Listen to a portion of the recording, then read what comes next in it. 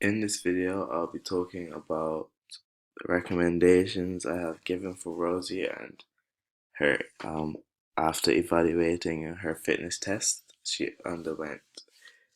First off, we'll be giving her on week one. She will be having um, specific things to do every single day except for Tuesday and Saturday. So on Monday, as usual, she would go to netball practice, which is usually between 9 and 10:30. Um, this will just be standard because obviously she's a netball player. She'll go to practice, and then on Tuesday she'll have a rest day after having a strenuous training session on Monday.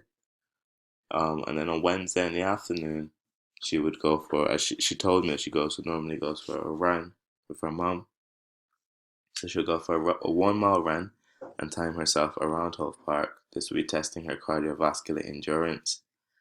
And after this run, she must stretch, um, and mainly focus on her lower body.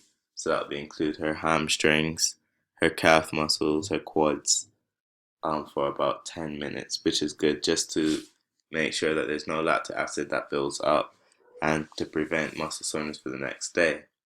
Now, because for Rosie, this run would be quite strenuous. On Thursday, she'll only have to do a light yoga session using Fitness Blender on YouTube, which will give her a particular routine to do for probably about 10 to 20 minutes. This will just help to improve her flexibility, make her feel more relaxed, and would be a sense of relieving stress. Um, this will be done on Thursday, and then on Friday, soon after, she will do plyometrics to improve her power and speed. Um, this will be quite a short session to start off with. She will have to do a standard warm up, so jumping jacks, skipping, probably some shuttle running, and some light dynamic stretching. And then she'll have to do a circuit.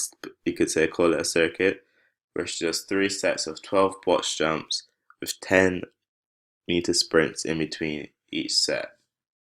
The box jumps are used to help her increase her vertical or her jump. Um, she'll have to bend her knees to 90 degrees using her arm string, and all those weaknesses that we talked about would be tweaked, and jumping onto the box and then sprinting for 10 meters in between each set. On Saturday, this will be Rosie's rest day, and she won't be expected to do much. And on Sunday, because it's only week one, we don't want to tire her too much, so she'll have another light yoga session, which she can use Fitness Blender once again on YouTube, and that will help her flexibility. For week two, Monday morning will still remain the same, so she'll go to netball practice and she'll still have her rest on Tuesday after practice. On Wednesday, she'll try something new and she'll do 1 hour and 30 minutes of Zumba Gold at King Alfred Center, and this will allow her to work on her cardiovascular endurance, muscle toning, and components like that, which is very good for her as she wants to be able to exercise or run for longer. On Thursday, she will not have a rest day on the Thursday. She'll do circuit training, which will work on her power and speed, and she'll have to do 3 sets of this circuit, which she would start off with a shuttle run, which is running, touching a cone, doing an exercise, running back, touching another cone, doing another exercise, running back, and then touching the cone and doing another exercise. And the exercise she'll be doing at these cones, at the first cone, she'll be expected to do 10 push-ups.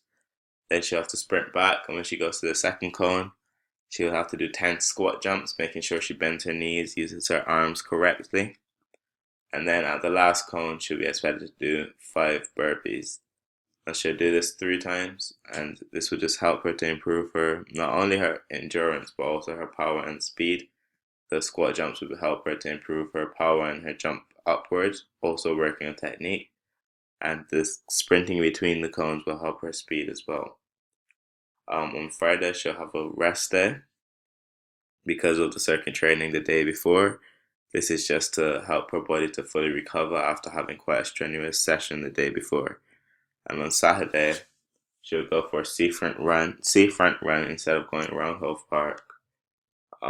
She'll go for a seafront run for 45 minutes with 3 minute breaks every 15 minutes. This is just to allow her body to recover a bit so she doesn't get too overly tired. And it might be quite difficult because 45 minutes is a long time.